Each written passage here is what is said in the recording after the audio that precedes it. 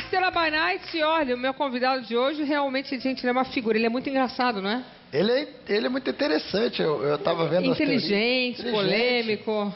Achei bem bacana, achei uma ótima escolha de convidado. Muito bom, realmente. Você vai se confessar? Vou me confessar que eu falo todos os pecados aqui pra ele. Nossa, seu coitado vai matar, o nosso convidado vai morrer, né? Ele é super polêmico e entre os líderes religiosos também. Ele já esteve à frente da igreja evangélica por décadas e hoje é líder do movimento Caminho da Graça. Seja bem-vindo, pastor Caio Fábio.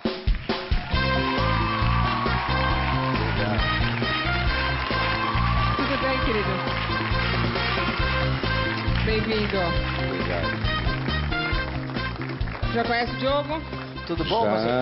Ela perguntou se eu vou confessar, mas para pastor não confessa, né? Confessa? Se virar uma instituição de confessionário, introduz-se o poder de alguém sobre outro alguém e começa também a hipocrisia. É melhor a gente lidar de amigo para amigo, abrir o coração. Você pode se confessar para tua mulher. Tá certo. Chama-se perdão, não é? Agora, pastor Caio, eu posso chamar de Caio, né? Caio. Seu nome é sempre relacionado a polêmicas, as pessoas falam muito de você como um cara diferenciado, um pastor de mente aberta, fala o que pensa. Você realmente fala o que pensa ou você ainda guarda um pouquinho, porque ia chocar todo mundo? Não, eu falo o que eu penso. É só perguntar que você... não tem problema em relação a absolutamente nada. Eu não vejo razão para eu estar aqui no planeta Terra escondendo o que eu penso. E assim, deixa eu só entender, você era pastor da igreja evangélica por quantos anos? 30 anos eu fui ministro evangélico da igreja presbiteriana, mas me relacionando com todos. E fui presidente da Associação Evangélica Brasileira, fundei-a junto com outros e a presidi durante uns anos. Enquanto eu presidi, houve uma concentração de mais ou menos 60% dos evangélicos se uniram numa visão mais ou menos comum. Depois que eu saí do processo... Por que você saiu? Porque eu cheguei à conclusão de que não havia cura para o processo. Não havia cura? Não havia cura. Como assim não havia cura? Que o processo religioso é incurável, é irremediável, é adoecidamente intratável. Mas você é religioso? Não sou. Mas você não é pastor? Não, eu sou um pastor de almas, mas eu abdiquei de ser um pastor profissional, sacerdotal, de qualquer coisa. Eu sou apenas um ser humano me relacionando com o meu próximo. Então é por isso que você deixou de lado a religião, assim como a gente estava conversando, meio encaixotada. Isso, totalmente. Eu não tenho vocação para encaixotamento de gente. E como é que um pastor deixa de ser evangélico? Porque a gente sabe que um padre tem que ser excomungado, ou ele larga... Tem todo um processo. Como é que você deixa de ser pastor? Teoricamente, você teria que dizer que não quer mais. Fala para quem? Você tem instâncias, depende do grupo ao qual você pertence. Eu pertencia a um grupo sério, histórico, presbiteriano, então eu teria que comunicar ao presbitério, o presbitério encaminharia ao sínodo e ao Supremo Conselho. E aí? Agora, você dizendo isso? Unilateralmente que não quer mais, deveria ser suficiente. Mas para você sair unilateralmente, dizendo que não quer mais e só comunicando uma pessoa como eu, que tinha estado à frente de todos os processos durante décadas... Fica meio... Era mais difícil sair da máfia. Por quê? O povo falou, não... Você apanha de todos os lados, apanha da liderança, apanha do povo... que se sente traído, é uma relação passional, sentem-se como se fossem amantes enjeitadas. Você os largou. Sim, os largou. Mas você continua a mesma pessoa. Eu nunca fui diferente. Eu me tornei diferente aos olhos deles quando eu deixei de ser um daqueles que eles incluíam entre eles. Porque uma coisa é você ser incluído no processo. Você pode dizer o que você quiser, dependendo do lugar, mas você faz parte do processo. Você está relativizado por ser parte daquilo. Certo. Na hora que você sai e você diz as mesmas coisas, mas de fora, você passa a ser um inimigo, um afrontador. Claro, você já não está mais ali. A ser perseguido. Aí você você vira polêmico, todas essas coisas dizendo o que você disse a vida inteira. Entendi. Mas, por exemplo, você veio de uma família evangélica. Uhum. Seu pai era pastor? Não, papai se tornou pastor depois de 45, 50 anos, quando ele teve a conversão dele. Eu sou filho de uma mãe evangélica presbiteriana e de uma avó também. Então, mas meu pai era agnóstico. Teu pai, aí teu pai... Papai converteu-se depois, ele teve um grande impacto. Mas ele era agnóstico? Ele foi agnóstico boa então parte isso da falou vida. na sua orelha há anos, né? Eu cresci entre o ambiente religioso e o questionamento à religião. Um cientista. Papai era um ser erudito e plantou em mim questionamentos. Mamãe era uma pessoa de fé simples, plantou em mim convicções. Foi bom esse choque. Isso é bom, porque aí você tem convicções, foi um diálogo na minha mente interessante. Não deixa de questionar. Me enriqueceu. Tá, e aí você, então, cresceu nessa família, tudo na santa paz de Deus? Isso, de na Deus. Santa paz de Deus. Deus é Deus mesmo. Não, só... Não. E aí rezava todo dia bonitinho, assim, lia a Bíblia? Aprendi tudo desde criança, dezenas de salmos e de diferente de você, viu, Diogo? Não, mas eu também, eu assisti o seriado da Bíblia esses dias do Netflix, é bem legal. Porque eu não tinha paciência para ler toda a Bíblia. Eu li os salmos que ele está falando. Eu nunca peguei a Bíblia de cabo a rabo e li, porque realmente eu não tenho paciência. Deus que me perdoe por isso, mas eu não tenho. Deus me perdoe que eu tenho déficit de atenção, fala. Exato, tenho déficit de atenção. Mas daí, assistindo o seriado da Bíblia, eles têm um resumido ali no Netflix, eu achei bem interessante. Mas, ler a Bíblia Aí vi de uma vez. Ler a Bíblia de cabo a rabo é uma tarefa não só difícil, mas perigosa. Olha. Você não sabendo o que você está lendo, tem coisas no Velho Testamento que são impublicáveis, que você não quer contar para os seus netos. E aí chega uma pessoa e começa a ler, achando que é um livro que você pode começar no início e terminar no fim. E não é assim. Minha mãe é que foi muito esperta, porque quando meu pai, com 45 anos, resolveu ler a Bíblia pela primeira vez, do nada, ele ouviu um versículo bíblico, ficou impressionado, um texto sobre fé, ficou muito impressionado. Depois sozinho, de ser quantos anos? Não disse quieto. Ele não disse nada. Um domingo, depois do almoço, ele falou para minha mãe: por que você não abre para mim aí em Hebreus 11:1 sobre a fé? A mamãe quase desmaia. Ele era ostensivamente contrário. Aí ela abriu, ele começou a ler, leu sozinho, foi chegando às próprias conclusões dele sobre Jesus, mas ela foi esperta, porque quando ele leu o texto de Hebreus no Novo Testamento, ele quis ir para o Velho, começar em Gênesis, entrar em Êxodo, Levítico, Moisés, aquela coisa toda do Pentateuco, e cheio de regulamentações que terminavam em apedrejamento, se você não cumprisse a coisa. Então ela disse, ele advogado, crítico, agnóstico, do jeito que é, ele vai se engatar. Ele vai pular rapidamente. Não vai querer ler, vai fechar e vai dizer, isso aqui é obscurantismo. Aí ela falou, olha, esse é um livro diferente, a gente só entende bem o começo depois que a gente entende o fim. Ela abriu em Jesus para ele, no Novo Testamento, e disse, lê daqui para lá. Aí ele se fascinou. O resto da vida dele foi a pessoa mais apaixonada por Jesus que eu já conheci, sem nunca ser fanático. Muito bonitinho. Agora, o que eu queria entender, eu estava dando uma olhadinha em algumas informações, por exemplo, do seu site. Dizia que você era apaixonado por jiu-jitsu e por mulheres e velocidade. Então ele está no lugar certo, que a Rede TV aqui tem jiu-jitsu e mulher lutando jiu-jitsu aqui naquele... Como é que chama? Boa. Como que chama o nosso programa aqui? Meu XFC. XFC. Você tem que ir lá assistir. Mulher eu preciso mesmo. Qual foi o momento que gostou de mulher, velocidade e jiu-jitsu? Não, mulher eu já nasci gostando. Mas quando eu tinha 5 anos de idade, eu fui adiantado no processo. Como assim por uma babá que tinha 14 para 15, que gostou de mim mais do que eu sabia que meninos gostavam de mulher. E aí ela me iniciou. Com 5? Com 5. E aí descobriram quando eu tinha 7, mandaram-na embora, mas aí eu nunca mais desgostei. E fiquei encaminhado nesta direção. Com 5 anos? Intensamente. Mas com tudo que tem direito. Isso aí, isso é o Amazonas. Isso aí mas se ela chama... apaixonou por você. Hã? Apaixonou-se por você. Eu sei lá o que aconteceu, eu só me lembro dela em cima de mim toda noite. Uau! E que eu não queria sair de baixo. E é tudo que eu me lembro. O jiu-jitsu é bom que você põe na guarda também, joga por cima, joga por Isso era bom baixo. o jiu-jitsu? Eu fui aluno dos Gracie, do Porque quando mandaram a babá Hollis, embora, do você entrou em Reison, depressão, do então. Carson. Hã? Quando mandaram a babá embora, você entrou em depressão. Ah, eu chorei muito. Ficou arrasado? É um outro dia cuja memória nunca mais me saiu da Você ficou mente. Foi arrasado? muito choro. Chorei, me deprimi. Logo depois disse, eu preciso resolver o meu problema. Porque era não uma babá tinha mais nova. retorno.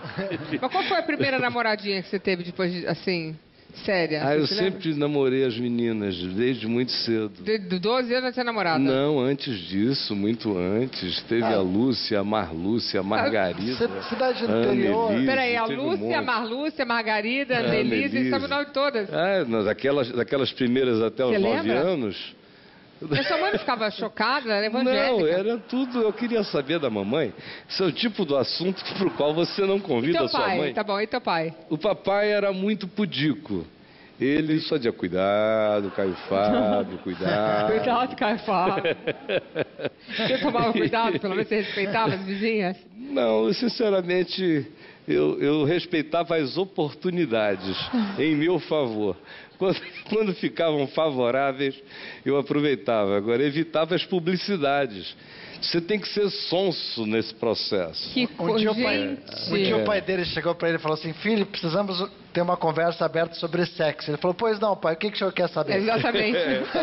Estava mais nessa perspectiva. Mas peraí, mas hoje em dia, algumas igrejas, né, estão se movimentando para que as pessoas só casem quando elas realmente tiverem certeza e casem virgens. Por exemplo, o 434, né, uma atitude que os jovens se preservam, eles casam puros. Isso. Aham. E aí? Eu acho que as pessoas têm que decidir, escolher o que elas querem. Então não tem que ter tirania em nenhuma direção. Cada um faz o que quer. Tem que haver bom senso. O que se relaciona ao que aconteceu comigo é totalmente anômalo. Eu não acho que não é um padrão que eu quero para os meus netos. Eu tenho 4 netos. Eu tenho uma neta que vai fazer 16 anos. Tenho um neto que vai fazer 9. Tenho netinhos de 5, de 4. É um padrão. Foi um acontecimento totalmente inusitado. Claro. Não é normal. Claro, que bom. É estranho. Poderia ter gerado um produto muito esquisito. Claro. Graças a Deus não produziu Mas poderia, claro. tarado, um maluco, um fixado nisso. Poderia ter acontecido. Então foi só um acontecimento. Não é uma recomendação. Claro, claro. De modo Nem algum, eu seria. criei filhos que estão todos, já tem filho meu entrando na meia-idade. Eu comecei novo, tudo na vida. Mas o que eu filho digo de 39 assim, você anos. acha que uma pessoa, por uma religião, que aliás é até bonito, escolher esperar, Isso. você acha que isso...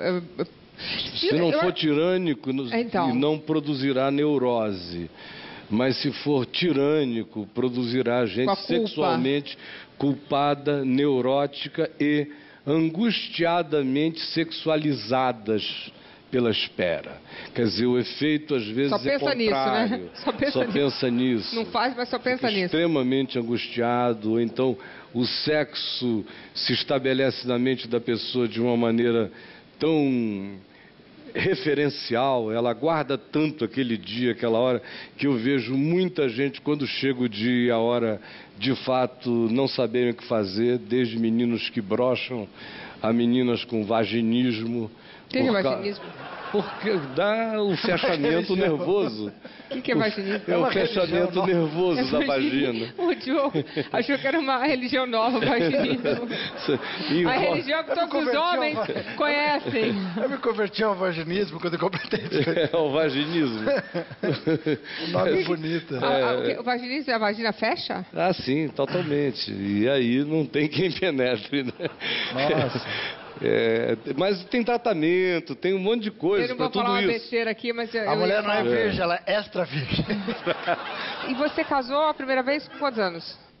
Com 19 anos. Novinho? de idade. Novinho, porque eu me converti com 18. Aí já casou. Aí vem aquela história de eu falei, eu não me garanto. Como assim, com a me garante? mulherada. Ah, ou eu caso ou ferrou. Eu caso, eu tô danado. E eu não queria ficar danado, eu tava sério na parada. Qual parada? Calma, a parada é religião. Da pregação do evangelho. Você tava sério. Eu me apaixonei. Tá. E aquilo me Bonito. tomou por inteiro. E eu estava vindo de 1000 opções e variedades do oposto. Certo. Em relação àquilo. Eu me converti e comecei a pregar imediatamente. Você gostou? Não gostei. Eu fui gostado pelo evangelho, Entendi. fui pensado pelo evangelho, fui parido pelo evangelho, fui engolido pelo evangelho, eu fui Orgânico. possuído pelo evangelho. Que gostoso. Eu não tinha outra alternativa. Eu Só tava que aí tinha as totalmente mulheres, né? cheio. Elas também estavam em todo lugar e eu tinha um histórico. Aí eu falei, não vou dar esse mole, eu quero é pregar. E fiquei casado 25 anos, sem então nenhum incidente na minha vida. Você casou para se proteger, que se você não casasse, o negócio ia ficar frito lá. Eu não tinha nenhuma vocação celibatária, nenhuma. Então aí você ficou casado, quantos anos? 20? 25 anos. E aí era fiel? Absolutamente, eu não tenho incidentes. Mas era apaixonado, né? Não, nunca fui. Não? Não, eu me casei, estou sendo honesto. Não, tem que ser honesto. Minha primeira situação foi vou me proteger. Casamento foi uma proteção para mim. Tipo, para ficar... Para ter alguém e fixar-me numa única direção do que estar tão exposto no meio de tanta alternativa. Fogoso. E a mulher aguentava bem? Intensamente. Porque casamento normalmente casa, o Diogo aqui casou, o negócio dançou pro lado dele lá. É. Diogo, ele chega em casa... A gente se acomoda, mas a gente quer dar umas rugidas. Mas não funciona muito Eu dentro do seu peguei a caso. minha fogosidade e concentrei tudo Na no religião. evangelho, na pregação, no próximo, Diogo, nas pessoas. você deve fazer isso. Quando a sua mulher não quiser falar com você, você pega a Bíblia e começa a concentrar. E agora, a culpa não era dela, não tinha nada a ver com isso. Foi um equívoco meu, a juventude era minha, a escolha precipitada aos 19 anos minha. E aí você pode se divorciar no evangelho? Não, quer dizer, poder pode. Pastor evangélico? Eu mesmo defendi a lei do divórcio. Mas não pode, né? Na década de 70, pode. Na década de 70, e a igreja presbiteriana a qual eu pertencia era bem aberta nesse sentido nos anos 70, por exemplo. Ela já incluía na sua membresia, na sua comunhão, no seu grupo de membros, pessoas que não tinham casado, eram desquitadas, lembra do desquite antes do divórcio? Era o desquite. Eram desquitadas e viviam juntas. Então, para a Igreja Católica eram amaziadas. Amaziadas. E para a lei brasileira também. Mas para a Igreja Presbiteriana, depois de 5 anos de convívio estável, especialmente tendo filhos, já eram consideradas casadas antes da lei do divórcio. Tá. Então eu tinha esse background, e defendi a lei do divórcio quando ela aconteceu. O senador Nelson Carneiro a propôs. Eu me lembro que eu ia para debates, eu era o único dizendo aquilo, que não é uma lei de imposição, é uma lei de concessão. Ela não está obrigando vocês a se separarem. Ela só está dando o direito a quem já está separado. Mas é uma loucura, e nunca casou, de se separarem. Mas, meu Deus, o óbvio é difícil de ser compreendido, que é uma coisa horrível. Gente, pois bem, quando chegou a minha vez, eu que passei a vida inteira acolhendo gente que tinha sido infeliz no casamento, quando chegou a minha vez, foi um divórcio pior do ponto de vista moral do que Lady Di e Príncipe Charles no meio cristão. Eles me comeram vivo. Parecia que eu estava devorando criancinhas. Era um negócio muito louco. Mas por quê? Porque eu era eu. A passionalidade, a relação adoecida, esse inconsciente coletivo evangélico tinha e tem uma vinculação patológica com a minha figura, com a minha pessoa. Então, ou é aquele amor que te consome vivo, ou é um canibalismo que te devora inteiro. Mas não pode sobrar nada de ti. E foi isso que eu experimentei. Foi difícil? Foi, mas eu já estava preparado, eu sabia Eu não tinha dúvidas, não tinha ninguém que conhecesse aquele ambiente. Mais do que você. Mais do que eu, todo, de ponta a ponta. Agora, quando você então tinha 4 filhos, né? Tinha 5 ou tinha 4 mesmo? Não, eu tive 5, sepultei um com um dia 5 filhos. E sepultei o Lucas com 22 anos. Nossa. Um acidente de carro, um menino muito lindo, que está com Jesus. Como era o nome dele? E eu me casei, é Lucas. É Lucas? Lucas, Entendi. com K. Lucas é o nome do meu filho, o nome mais lindo do mundo. Eu também acho um nome maravilhoso. É nome lindo de morrer. E o Lucas partiu em 2004. Eu casei há 15 anos atrás e a minha mulher já tinha 3 filhos, da idade dos meus filhos. Então, que nem o meu marido. Fizemos 7 filhos. É, um monte de filho. E eles se dão hiper maravilhosamente Maravilhoso bem, se isso. sentem irmãos. E quando o seu filho Lucas faleceu, você chegou a questionar a Deus? Não. Não te deu raiva? Não, eu se não revoltou, tenho essas coisas. Perguntar por que eu, aquelas coisas que a gente... Não, porque, meu Deus, por que não eu? Todo dia está acontecendo do outro lado da rua, ali, porque não eu? Essa é uma pergunta de por que eu, que a minha inteligência não me permite fazer, nem o meu amor pelo próximo me permite fazer.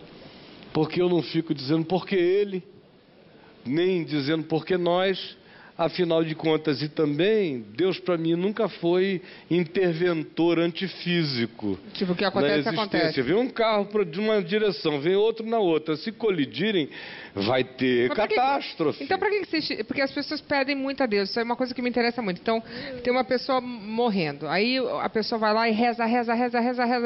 Isso é para ajudar o outro ou para ajudar ele a se conformar? A maioria das vezes é para ajudar o próprio indivíduo. Agora, é claro que a oração cheia de amor, de confiança, de fé, sem o capricho possessivo de dizer é para mim, tem que ser para mim, que fique vivo para mim, a oração que é pelo outro, energia boa, e é em amor pelo outro, diante de Deus, ela, hoje em dia, até a ciência sabe. Funciona? Até a ciência sabe, nos hospitais europeus e americanos que estão fazendo esses experimentos, que as alas, eles estão separando as alas dos que oram das alas dos que não oram. Por quê?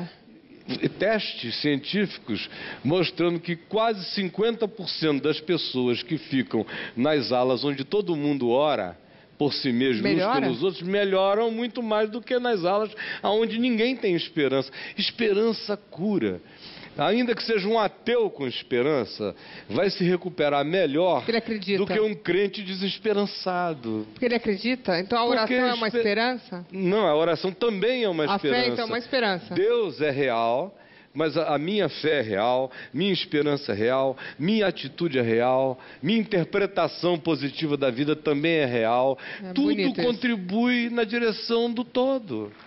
Então eu sou parte da minha cura, como eu sou parte da sua doença também, né? Da minha doença. Eu psicossomatizo, o meu ódio me adoece, minhas amarguras me adoecem. Tem energia ruim também, tem aquele que vai na tua casa, a flor já murcha. Nossa, né? nem me fala. Não tem? Tem sim. O povo entra pesado. Gente pesado, né? Que seca o outro mesmo, não é? Tem gente como é que é secar o outro? Eu tô querendo alguém que me seque, me chamar de gorda aqui hoje. Eu faço isso contra você. Eu entrei aqui hoje. Uma oração para ficar anoréxica. Não, anoréxica não, só olhar aqui, inveja aqui para secar aqui, um pouquinho aqui, tá ótimo. O resto deixa aqui. Então, vou olhar fixo. Não vai seca, mas só seca aqui no cadril. Aqui. Bom, já que estamos aqui com o Caio, o pastor Caio, eu vou fazer Posso fazer uma brincadeira? Claro, todas. Você é bem cara de brincalhão, né? Existe ou não existe? Então, pastor Caio, existe ou não existe demônio? Existe? Pô, tá cheio. Aqui na minha plateia tá cheio de demônio? Tá aqui nessa plateia a maior concentração demônio na no plateia? Congresso Nacional. Pelo amor de Deus, você me pergunta se existe demônio? Operação Lava Jato, tá cheio de diabo. Demônio, né? E karma, existe ou não? A gente faz.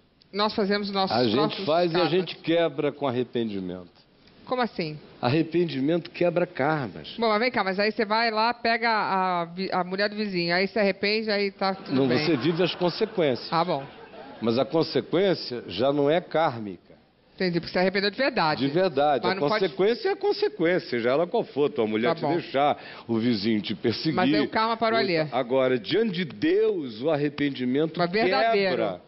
Tudo tem que ser verdadeiro. Como é aquele que pega todos diante de Deus, o que não sendo verdadeiro não pode adianta. ter importância? Tá bom. Reencarnação existe ou não existe? Não.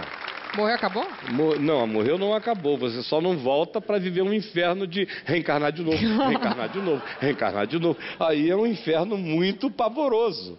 Ficar voltando sem lembrar de onde veio, que foi daqui. É só uma chance. Sem as razões. You have to have it right. Você tem que se curar, teoricamente, dos erros cometidos sem lembrar deles. You have to have it right voltando aos the mesmos... first time. Ah, não.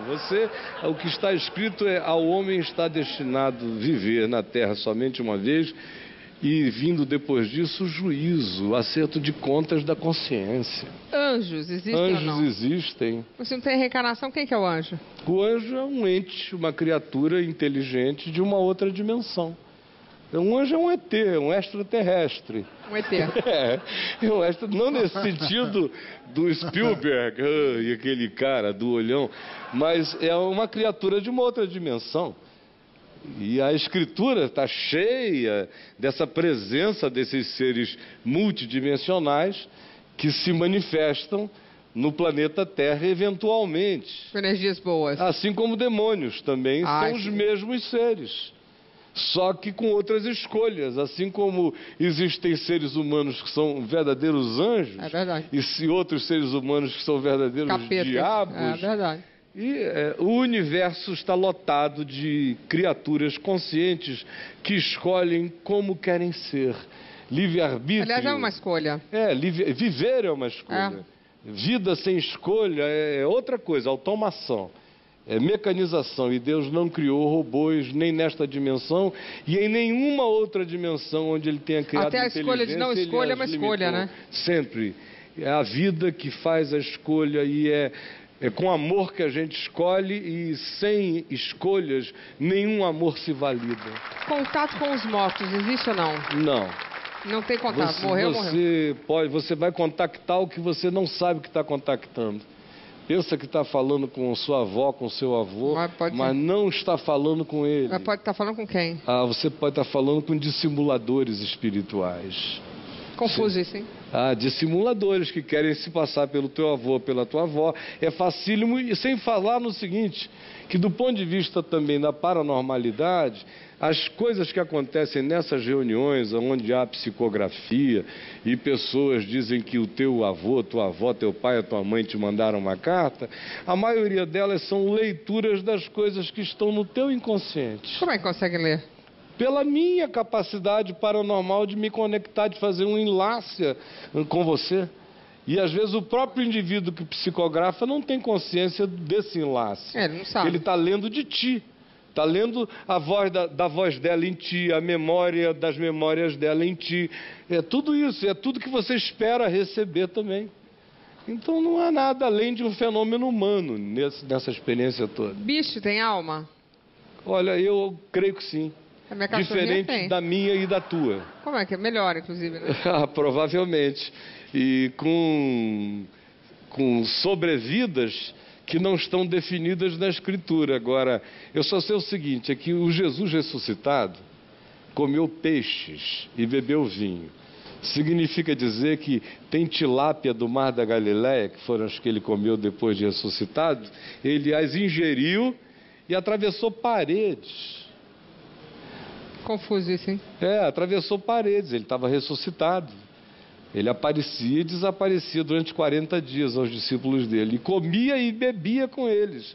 E depois atravessava a matéria. Ou seja, ele nos ensina que a presente ordem de coisas, a natureza, tudo que está aqui entre nós, o destino disso tudo é receber esse tipo de glória ilimitada. A gente ainda vive num ambiente de morte, de decadência. O meu corpo está morrendo, eu estou ficando velho. Você ficou preocupada se estava gorda no culote? Não, porque já tem gente me cercando aqui. Porque nós somos gente morrente.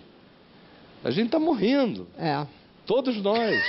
Cercado de gente morrendo. Agora eu tô com depressão, já tá todo mundo morrendo aqui. Agora, o que me... Por outro lado, o que está morrendo não sou eu. Eu não estou morrendo. Agora eu tô oficialmente com depressão. Nem você está morrendo. Não? Tá morrendo essa carcaça, esse casulo. Não chama meu corpinho de casulo. Esse casulo. Você não é esse casulo. Você não é essa carcaça. Mas, você é um Caio, espírito. Caio, mas vamos respeitar a carcaça. Não, é uma senhora carcaça. A senhora carcaça. É uma carcaça que eu sei. Então, agora eu vou botar lá no meu Instagram, trabalhando a carcaça hoje, né? Malhando a carcaça. Você é a Luciana que tem um corpo. Você não é um corpo onde a Luciana esteja eventualmente e desapareça. Você é um espírito. É isso aí. E possessão e exorcismo? Possessão e o exorcismo foi o que eu comecei já fazendo quando me converti. Mas já lá possuíam? no Amazonas. Você já tirava? Ah, sim. Mas qual é o espírito? Se não tem espírito rodando... Mas não é espírito de gente que morreu. Você está lidando com demônios, com espíritos imundos, possuindo pessoas, atormentando gente. Que horror. Querendo fazer as pessoas perderem sua identidade, perderem a sua sanidade. E como é que faz para tirar? Simples. É difícil curar um doente mental. Você tem que gastar muito tempo. Agora, possesso, só é mandar sair em nome de Jesus. Mas sai?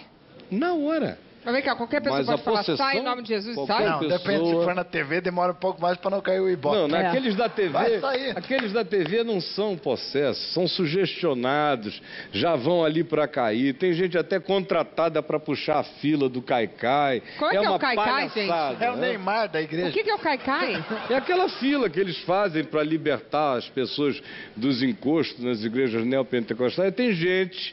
Tem gente contratada para ser o primeiro a cair e impressionar os demais que caem na sequência.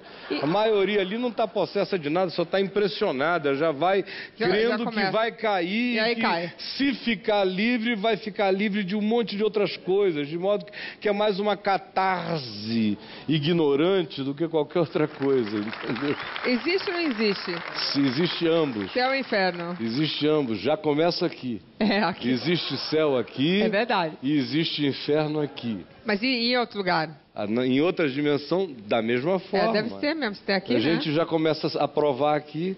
Tem um monte de gente vivendo em verdadeiros infernos. Não, e a gente nunca imagina. A pessoa parece estar tudo bem por fora, mas está vivendo no inferno interior, um buraco negro, sem fim, sendo carcomida pelo demônio do nada. Eu acredito. É um horror.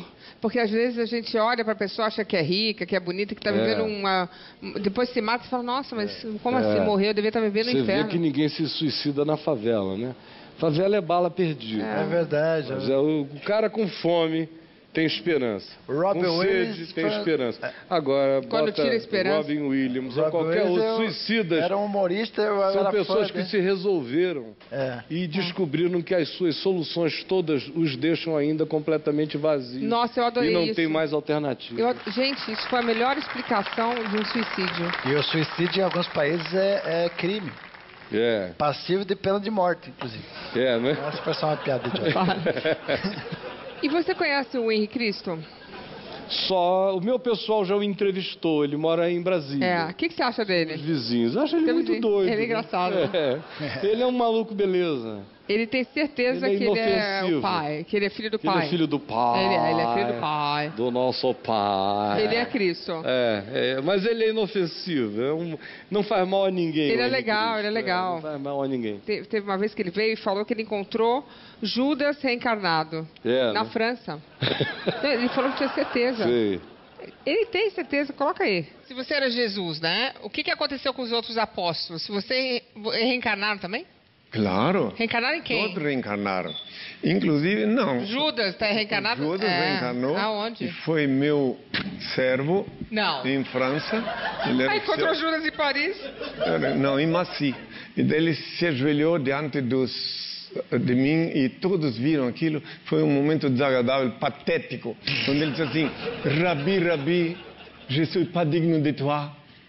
Je suis Judas Iscariotes. E daí chorou, e daí nunca mais ouvi. Tá aí, essa é a cara do Judas. Ele nunca mais apareceu, disse que não era digno da seu respeito. Eu senti muito porque ele tinha me servido durante muito tempo.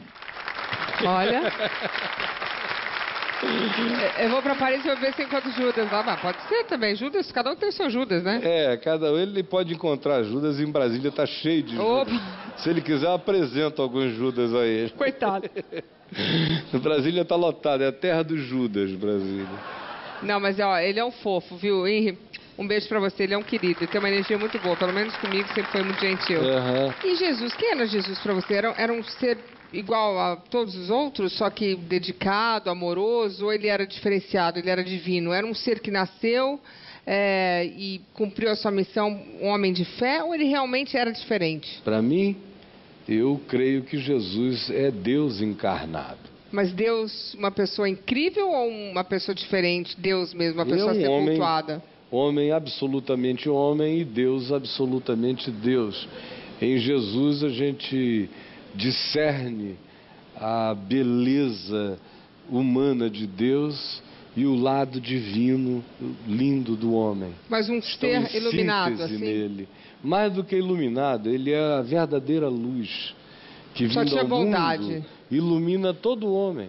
Só com bondade. Só que Jesus manifestou-se há 2000 anos atrás, mas Cristo, o Cristo de Deus, que é Jesus, que se manifestou há 2000 anos atrás, é Deus, ele sempre existiu, ele se manifesta na história de todos os povos, de todas as nações, ele visita casas, ele visita choupanas, ele visita palácios, ele visita e não visita como um ser humano que chega e entra pela porta, ele visita na experiência da tua mente, do teu coração, do teu iluminar, do trazer consciência a você e a todos os homens e a mim. E se manifestou na história concreta e informadamente há 2000 anos atrás, e se manifesta hoje, tanto quanto se manifestava antes de Jesus encarnar o Cristo. Jesus, o Cristo, é a realidade histórica desse Cristo eterno, que sempre se manifestou e se manifestará a todos os homens. Mas, por exemplo, você pega a Madre Teresa. Ela era uma pessoa extremamente iluminada? Uma mulher que seguiu a luz, discípula de Jesus. O Gandhi, por exemplo, que não era cristão, quando perguntaram a ele, de onde é que você tirou isso tudo? Ele disse, eu tirei do Evangelho.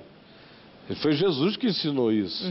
E aí disseram, mas você não é hindu? Como é que você obedece a Jesus? Você diz que não gosta do cristianismo? Ele diz, é verdade.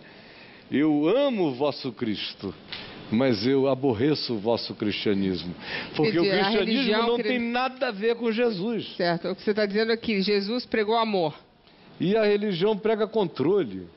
Domínio, medo, pavor, culpa, angústia, dependência da população de um grupo de especialistas em Deus, de porteiros autorizados, de cobradores de pedágio, de opressores de consciência. Então, Jesus é o amor. Jesus não tem nada a ver com isso.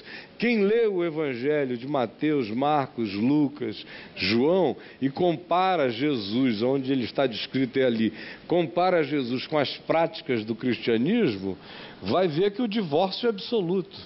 Jesus seria excomungado na Igreja Católica e disciplinado pelos evangélicos. Bom, agora, você disse que uma parte da Bíblia já caducou. Claro, uma parte dela já caducou. Como que caduca? Jesus já fez caduca. Como assim? O Velho Testamento.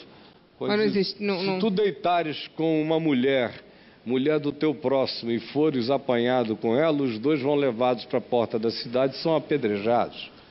Graças a Deus caducou. Jesus não fez caducar? Não pode. O primeiro, quem dentre vós estiver sem pecado, seja o primeiro que lhe atire pedra. Não pode não bater a pedra. João 8. Verdade, não pode atirar a primeira pedra. Agora, por outro lado, tem mandamentos que diz o seguinte: se o teu filho for desobediente, quanto mais e radicalmente e tenazmente desobediente contra ti. Qual era a punição para esse filho desobediente? Era ser pregado no madeiro na porta da cidade, sem socorro, Que isso? Vivo. Aonde isso? Para que os abutres viessem lhe comer os olhos da cara. Isso estava na lei. Não, mas de agora Moisés. é igual, é só tirar o iPad que a punição é pior. Isso aí é coisa do Estado Islâmico, do ISIS. O que é isso, do ISIS? Você prega o filho onde? Na pedra? Num madeiro, e ele fica lá para as aves dos céus lhe comerem os olhos. Que horror isso! Bom, caducou ou não caducou? Isso para mim caducou. Tudo caducou, sabe por quê? Porque a Escritura diz no Velho Testamento que se você guardar aquela lei de Moisés e disser para ela amém, você tem que obedecer o pacote inteiro. Porque se você desobedecer um item do pacote, você se torna réu de tudo. É uma desgraça. Como assim? Volta lá. Essa parte eu perdi. Você tem o pacotão de leis. Tá. Você diz amém para o pacote. A que caducou ou a nova? Não, eu estou falando da lei antiga, do Velho Testamento. Tá, da que caducou, tá. Se você diz amém para aquele pacote, mas você transgride a um desses mandamentos, não botou o filho lá. Você se torna réu de todos. Vou lá para lá também. Em outras palavras, eles são inobserváveis. Porque quando você não os pratica externamente, comportamentalmente, visivelmente, mesmo que você conseguisse praticá-los assim externamente, interiormente você viola aqui, viola ali, erra aqui, erra ali, cobiça aqui, cobiça ali, ainda que não demonstre. O que vale é a verdade, não é o demonstrado. Então todos pecaram e todos igualmente carecem da misericórdia de Deus. E do arrependimento. Jesus vem a esse mundo afirmar para a gente isso. Parem de medo, parem de terror. Não, ele perdoa, ele dá aquela lição de vida com Maria Madalena, né? Com todos. Na cruz, Pai, perdoa-eles, eles não sabem o que fazem. Agora, as pessoas têm dúvidas nas ruas, até depois dessa orgia de religiões, o que é ou não pecado. Coloca aí. Eu queria saber se ver pornografia escondido da esposa é pecado. Tá. Eu acho que é pecado. E aí? Acho que num casamento você tem um acordo de transparência. Posso dar uma sugestão? Não vê escondido, espera ela dormir. Olha que absurdo. Ela está inconsciente. E aí? Eu acho que no casamento você tem um acordo de transparência. Mas desde quando isso? Com a sua mulher. Por que é transparência? De transparência, de acordo com os termos do relacionamento. Ah, entendi. Então, você não sabe de nada, não sei de nada, se está combinado, está tudo bem também. Se vocês combinaram que cada um é cada um nas dimensões em que combinaram, cada um é cada um nas dimensões em que combinaram. Então tem que combinar o negócio. Se combinaram outra coisa, meu Deus, a gente tem que... Num casamento, a gente casa para manter o que a gente combinou. Entendi. Não pode ser falso e mentir. Não, é com ninguém, em lugar nenhum. Entendi. Não é só no casamento. Tá, mas a minha senha eu não vou dar pro meu marido não, no meu celular. Calma, também no meio na próxima. Eu sou cantor de funk, eu queria saber se cantar e ouvir funk é pecado. Só se for de má qualidade, né? De má qualidade. Tudo é pecado, meu amigo. Música ruim é pecado. Música ruim é pecaminosa. Muito bom. Vamos combinar. Próxima. Eu queria saber se trair em pensamento também é pecado? Eita. O que ela foi mesmo? Se trair em pensamento. Eu tô indo pro inferno. Trair é sempre... Em pensamento também?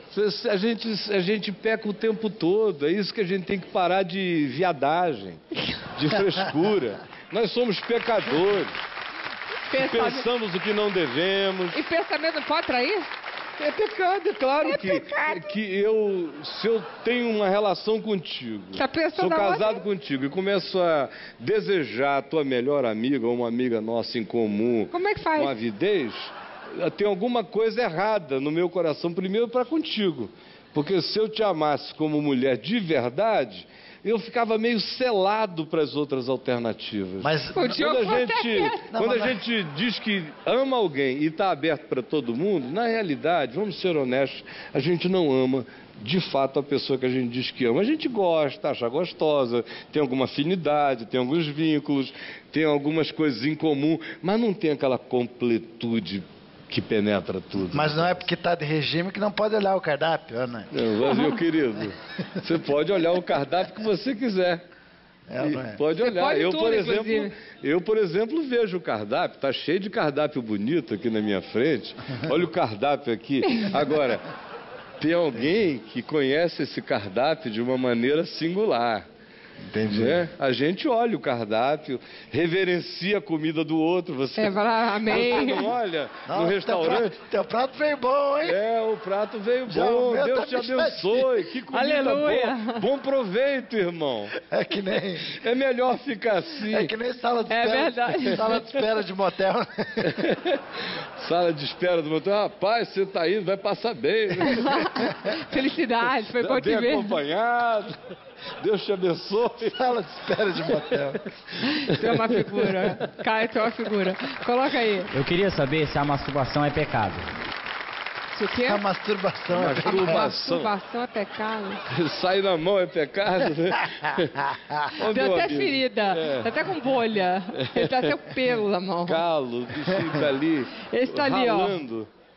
Ficou em carne viva. Marcelo D2, a procura da batida perfeita. Esse tá na sala de aula.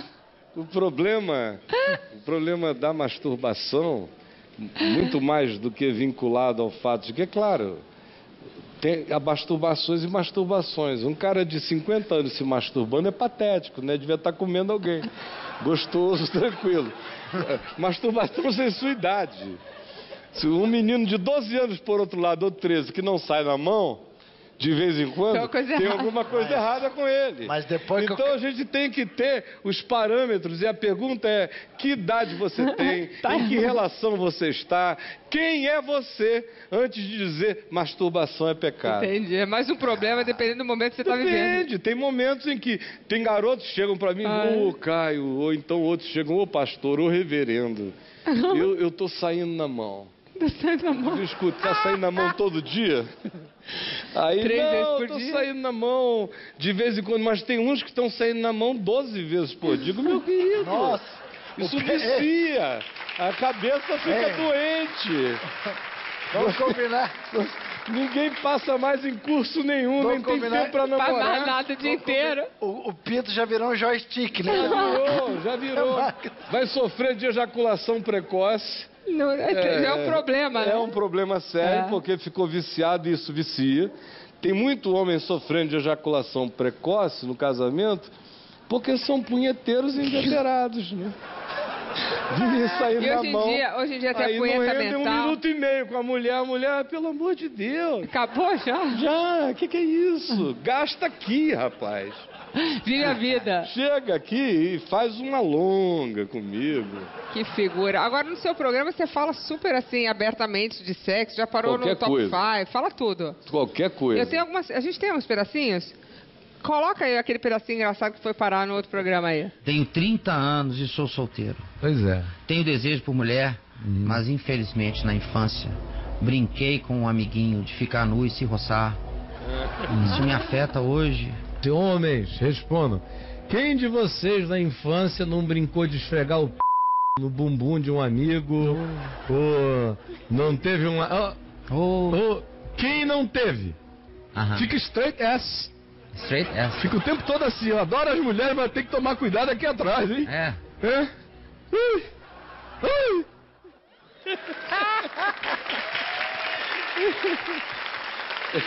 Ai, passou.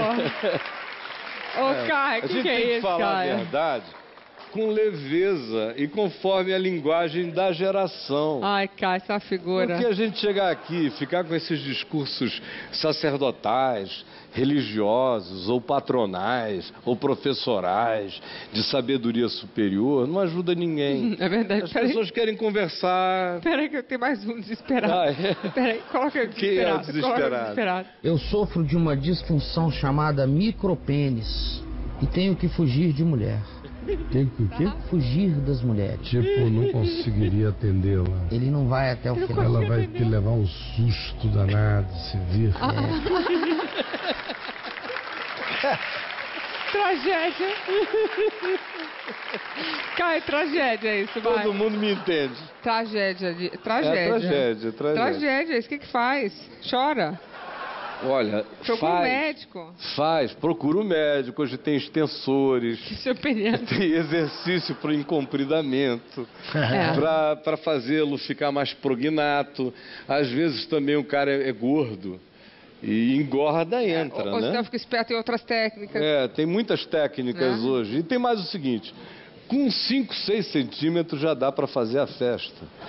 O cara faz a festa com a língua, por que não faz com... O sujeito faz a festa com a língua, por que não faz a festa com 6 centímetros? Tem que ficar esperto, né? Tem que ficar esperto. Tem muitas entradas e saídas. Acontecendo. Tem o Kama Sutra inteiro para aprender. Não pode se matar por causa disso. Não, e nem também ficar na medição comparando com o cara do lado. E no caso dele é melhor não comparar mesmo, né? Não pode comparar. Tem que partir para as cabeças. Bom, eu vou fazer mais uma brincadeira com você. Vamos? Ô, Diogo, tá dormindo aí, Diogo? Vamos lá, não. Tô refletindo. Vamos quebrar tabu? Vamos quebrar tabu? Esse é o momento de quebrar tabus. Então vamos quebrar tabus. Pastor Caio, agora eu tenho aqui vários tabus e você que vai dizer quais são os tabus que você gostaria de quebrar ou não. Vários tipos de tabus. Você não se mete, hein? Nem um palpite. Tá bom, pode dar um palpite. Podemos começar? Podemos. Qual que você vai querer primeiro? Assim, escolhe aqui um tijolinho, um tabu. Aqui. ETs.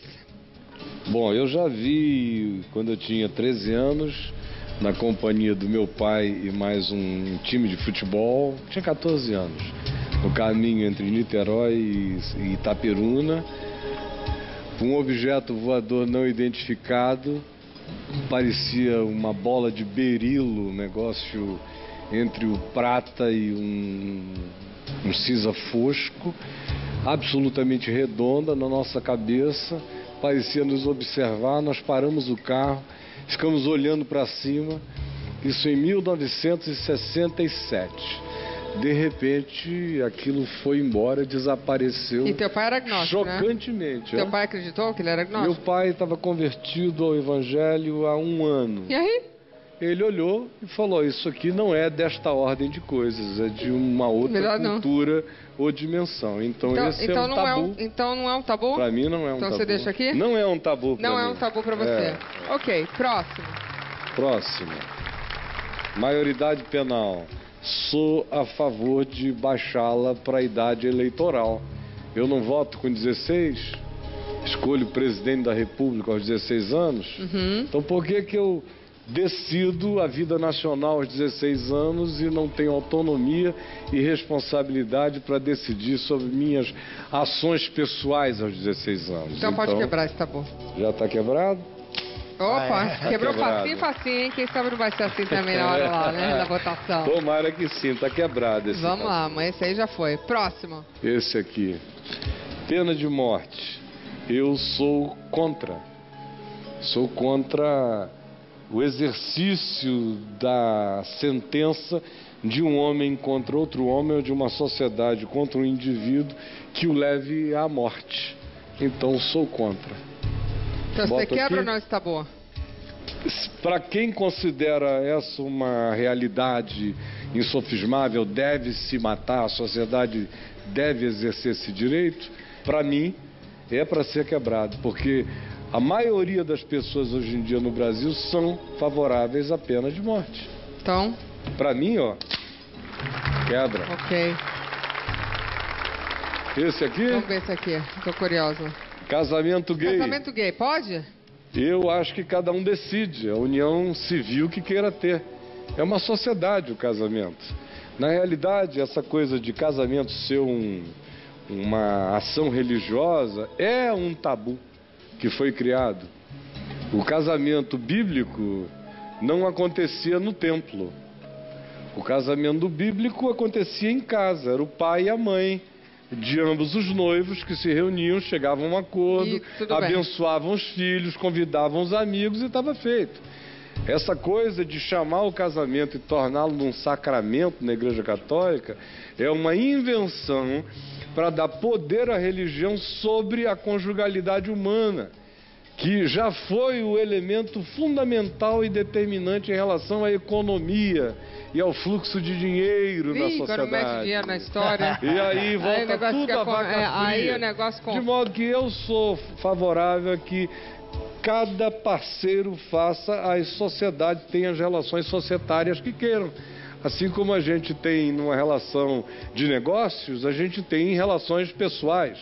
Os acordos são feitos por cada um e eu acho que ninguém deve se meter na vida alheia. Então, quebra o tabu?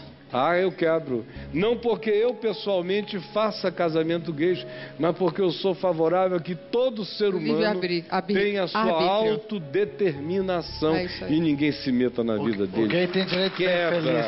Todo mundo. Quebra isso aí. Os gays têm direito de ser infeliz também. Não, todo mundo. Se o cara se sente... infeliz, é que você quer casar. Infeliz também, né? Você está torcendo por esse tipo de solidariedade. Né? Todo mundo tem que viver a minha experiência. Todo mundo tem que se ferrar, né? Olha, isso aqui não é que você seja a favor das drogas, mas a legalização, por exemplo, em alguns lugares dos Estados Unidos agora, existe essa legalização ou a descriminalização. Eu sou favorável à descriminalização de quase tudo.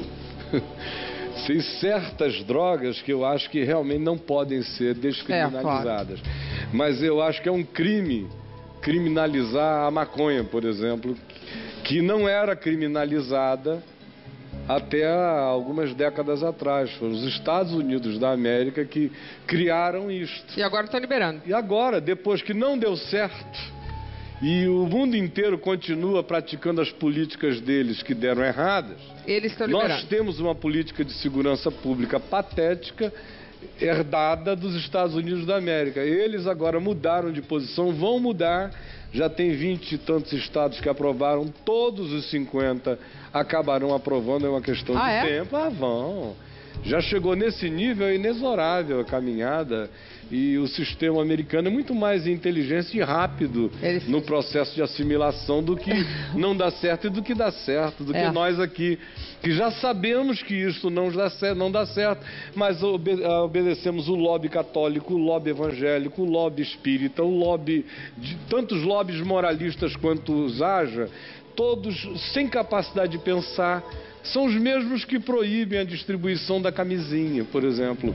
Porque se distribui a camisinha, parece que a gente está dando força para a garotada transar. Não, está dando força para dos mais já está indo, né? Transar, eles já estão transando. A gente só está dizendo, não faça filho nos outros, não pegue AIDS ou nem passe doença venérea, não contraia nenhuma. Já vão transar de qualquer jeito, né? Já está transado. Não é porque você falou para não transar que não vai transar, Não vai transar, ou se eu vou recomendar, então use uma camisinha que ele vai transar mais. Entendi. Isso já está definido, eu só estou ajudando a diminuir os males. Então, isso quebrou. Aqui também, ó.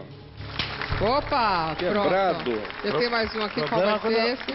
Pode deixar, deixou, já foi. Bom. O problema é quando a camisinha começa a passar do prazo de validade, né? Porque o cara tá indo mal. Eu acho que nesse sentido aqui... E a legalização do aborto? A lei... Como nos Estados Unidos, a pessoa tem o direito de decidir, o direito de escolha. Eu acho que em qualquer circunstância a pessoa deveria ter o direito de decidir, embora eu seja daqueles que lutam em favor de que ninguém decida em favor do aborto.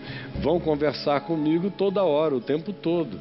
E eu ajudo as pessoas a não abortarem. A ver a luz no final do túnel, que uma criança é sempre bem-vinda, né? Sempre, é maravilhoso. Agora, eu não posso querer que o Estado tenha esse poder interventor na decisão do indivíduo. De modo que eu pessoalmente sou contra, eu adoto, eu acolho, eu arranjo casais para adotarem os inacolhíveis, eu faço isso tudo, mas não acredito no Estado intervencionista. Então eu quebro esse aqui também.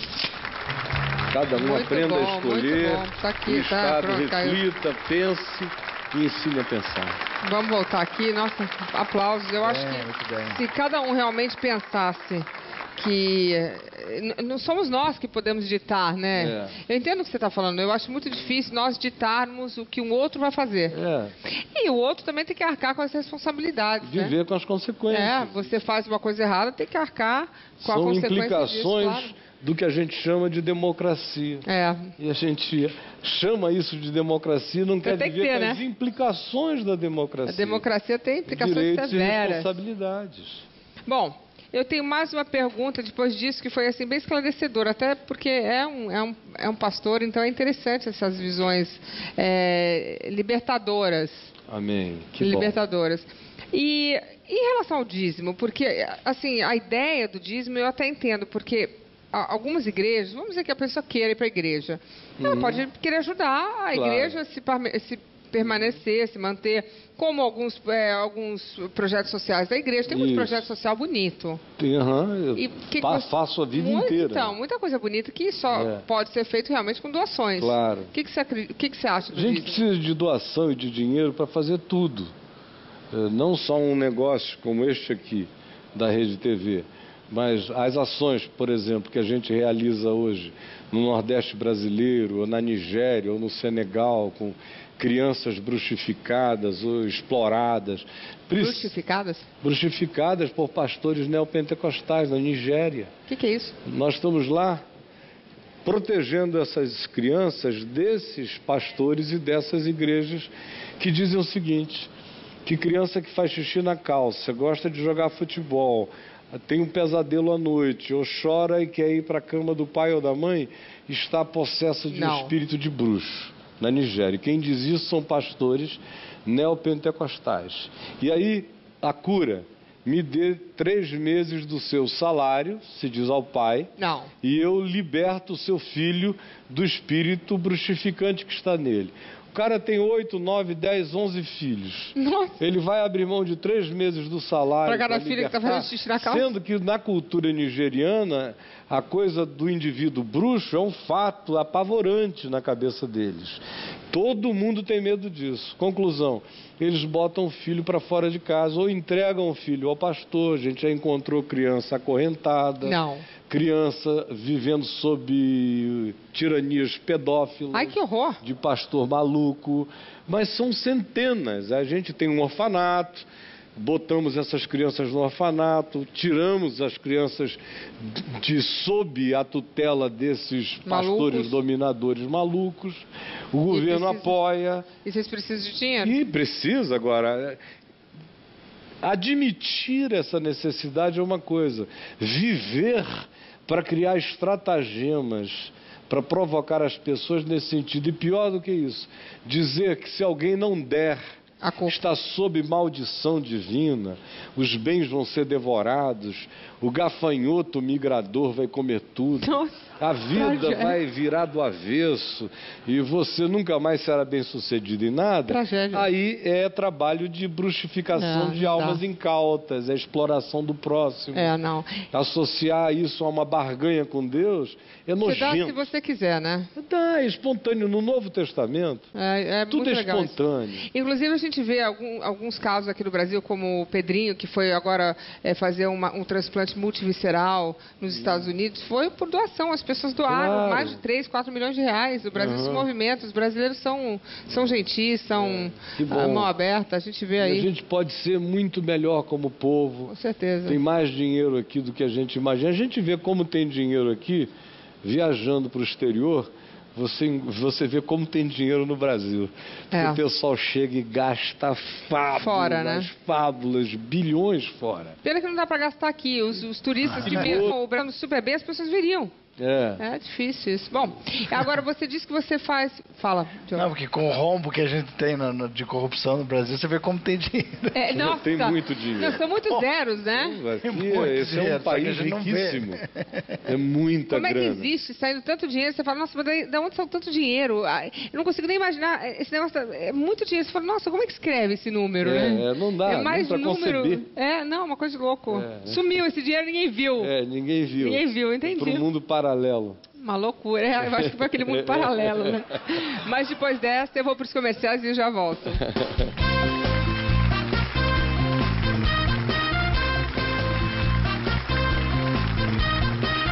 Estamos de volta com Luciana by Night. A noite está muito animada. Eu estou aqui com o pastor Caio Fábio. Ele é incrível, ele fala coisas incríveis. Eu estou me divertindo muito, pastor. Que bom. Muito legal. Falar de religião de uma forma light, de uma forma bonita, falar de amor, que é uma coisa interessante. Que hoje em dia a gente fala...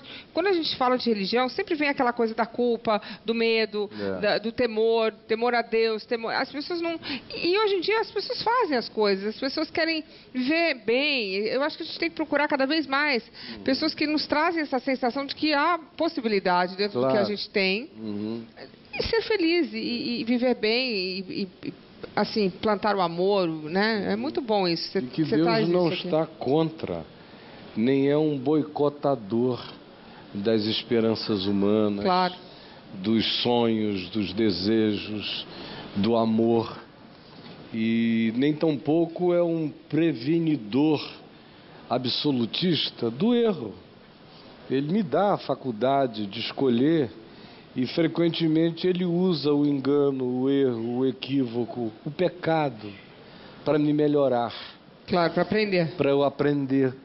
No sofrimento estão os melhores extratos de percepção de Deus, da vida, do próximo e do significado do amor.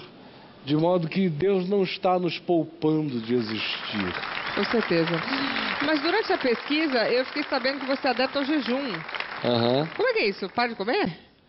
Eu, quando podia fazer, hoje em dia eu não tenho mais saúde para isso. Mas quantos dias? Eu chegava a ficar 5, 6 dias sem comer nem beber nada. É. Não. Nossa, a Luciana já se interessou. Já me empolguei. Eu já me empolguei, já que os sugadores foram embora. Emagreci, afinal? Não, no fim você fica magrinho, mas não era por causa disso. Era para purificar a alma? Não, também era não. Quê? Já sou purificado, está consumado, então era pra quê? está pago. Olha, era para parar a distração. Eu ia para a floresta, eu sei. morava no Amazonas, ia para a floresta, outra história. Ficava sozinho. Eu sei como é que é. Jejum, oração, meditação, leitura da palavra, a alma vai ficando livre. E dava barato? Dava barato? Meu amigo, quando você começa a se desintoxicar, é muita toxina, a gente come muita porcaria. O cérebro começa a ficar mais alerta, tudo em ti vai ficando mais alerta. A quantidade de atenção e de energia que a gente despende no processo autofágico, digestivo, incessante de come. É uma loucura. E o processo de distração na sociedade. Tira as internet, que você se desconecta, que você para com isso. E você começa a ganhar conectividade. Eu acho que eu não consigo nem um dia. Percepção, até o vento te fala, as nuvens te falam. Não estou falando de nada misticista. Não, é claro. Eu estou falando da impressão da vida, das leituras simples que você faz fora e dentro de você o tempo todo. Nossa, eu queria poder conseguir isso. As associações, os dilatamentos mentais interiores. Pensar, em vez de ficar sendo sempre estimulado por alguma coisa externa, né? Sem esse frenesi, vai silenciando do ser. O equivalente pra gente tirar o celular. Bem isso. Se ficar sem celular... Tira o celular por 3 horas e já é assim uma melhora grande. Com não certeza é isso? absoluta. Bom, mas eu tenho um presente, não tem? E é o seguinte, deu pra perceber... Você é uma pessoa super solicitada. Foi super difícil falar com você, porque todo mundo quer conselho, todo mundo quer perguntar o que é pecado ou não, todo mundo quer saber o que está fazendo de errado. Eu tenho presente, cadê o presente? Cadê o presente? A gente foi difícil, viu? Foi difícil arrumar um presente para você, mas eu achei que a produção... não faça isso, que delicadeza. Tá aqui, ó. Um presente pra você. Puxa vida. Vê se você vai curtir. Eu acho que vai te ajudar. Olha só que beleza. Pra você colocar na sua porta. Olha assim, que maravilha. Olha lá, não perturbe. Estou no Luciana by Night. Certo. Adorei, minha mulher vai amar. Mas olha, tem outro. Ó. Aqui, ó. Não perturbe em oração. Não é bom? Mas que maravilha. Não é bom, ninguém perturba, não é? Luciana, que legal. Não perturbe no ar. Entendeu? Legal. Está trabalhando. Que bom, não perturbe em jejum. Que delícia. Puxa, não me ofereça pipoca, comida. Muito lindinho. Não perturbe lendo a Bíblia. Bonitinho, né? Poxa, maravilhoso. Todos serão usados todos os dias. Não perturbe, estou crescendo. Você gostou? Eu gostei. Muito obrigada, pastor. Adorei, muito bom. Adorei, pastor. Muito obrigada, adorei. Muito obrigada mesmo, pai. Adorei. Meu marido. Muito obrigada. Beijão especial no Lucas. Abençoe esse homem que está em pecado, né, cara dele? Vem pra cá, João. Vem pra cá, João. Só a mulher dele que não aguenta. Uma hora pega esse homem. Obrigado, pastor. Boa noite, obrigado. Abençoe a galera que está assistindo o seu Banai. Deus nos abençoe. Todos os lugares. A paz do Senhor. Máfia. Por quê? O povo falou, não. Você apanha de todos os lados. Apanha da liderança, apanha do povo, que se sente traído, é uma relação passional, sentem-se como se fossem amantes enjeitadas. Você os largou. Ah, sim, os largou. Mas você continua a mesma pessoa. Eu nunca fui diferente. Eu me tornei diferente aos olhos deles quando eu deixei de ser um daqueles que eles incluíam entre eles. Porque uma coisa é você ser incluído no processo. Você pode dizer o que você quiser, dependendo do lugar, mas você faz parte do processo. Você está relativizado por ser parte daquilo. Certo. Na hora que você sai e você diz as mesmas coisas, mas de fora, você passa a ser um inimigo, um afrontador. É claro, você já não está mais ali. A ser perseguido, aí você vira polêmico. Todas essas coisas dizendo o que você disse a vida inteira. Entendi. Mas, por exemplo, você veio de uma família evangélica. Uhum. Seu pai era pastor? Não, papai se tornou pastor depois de 45, 50 anos, quando ele teve a conversão dele. Eu sou filho de uma mãe evangélica presbiteriana e de uma avó também. Então, falando meu tanto pai no era ouvido do teu pai, aí teu pai... Papai converteu-se depois, adoecidamente intratável. Mas você é religioso? Não sou. Mas você não é pastor? Não, eu sou um pastor de almas, mas eu abdiquei de ser um pastor profissional, sacerdotal, de qualquer coisa. Eu sou apenas um ser humano me relacionando com o meu próximo. Então é por isso que você deixou de lado a religião, assim como a gente estava conversando, meio encaixotada. Isso, totalmente. Eu não tenho vocação para encaixotamento de gente. E como é que um pastor deixa de ser evangélico? Porque a gente sabe que um padre tem que ser excomungado, ou ele larga... Tem todo um processo. Como é que você deixa de ser pastor? Teoricamente, você teria que dizer que não quer mais. Fala para quem? Você tem instâncias, depende do grupo ao qual você pertence. Eu pertencia a um grupo sério, histórico, presbiteriano, então eu teria que comunicar ao presbitério, o presbitério encaminharia ao sínodo e ao Supremo Conselho. E aí? Agora, você dizendo isso? Unilateralmente que não quer mais, deveria ser suficiente. Mas para você sair unilateralmente, dizendo que não quer mais e só comunicando uma pessoa como eu, que tinha estado à frente de todos os processos durante décadas... Fica meio... Era mais difícil sair da...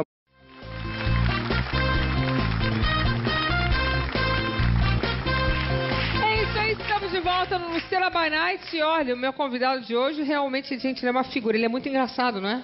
Ele é muito interessante, eu estava vendo inteligente, polêmico. Achei bem bacana, achei uma ótima escolha de convidado. Muito bom, realmente. Você vai se confessar? Vou me confessar que eu falo todos os pecados aqui para ele. Nossa, seu coitado vai matar, o nosso convidado vai morrer, né? Ele é super polêmico e entre os líderes religiosos também. Ele já esteve à frente da Igreja Evangélica por décadas e hoje é líder do movimento Caminho da Graça. Seja bem-vindo, pastor Caio Fábio. Obrigado. Tudo bem, querido? Bem-vindo. Obrigado. Já conhece o Diogo? Tudo bom? Ela perguntou se eu vou confessar, mas para pastor não confessa, né? Confessa? Se virar uma instituição de confessionário, introduz-se o poder de alguém sobre outro alguém e começa também a hipocrisia. É melhor a gente lidar de amigo para amigo, abrir o coração. Você pode se confessar para tua mulher. Chama-se perdão, não é? Agora, pastor Caio, eu posso chamar de Caio, né? Caio. Seu nome sempre relacionado a polêmicas, as pessoas falam muito de você como um cara diferenciado, um pastor de mente aberta, fala o que pensa.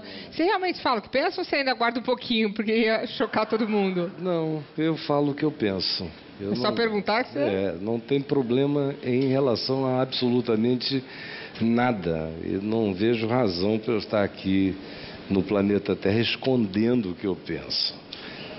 E assim, deixa eu só entender, você era pastor da Igreja Evangélica por quantos anos? 30 anos eu fui ministro evangélico da Igreja Presbiteriana, mas me relacionando com todos.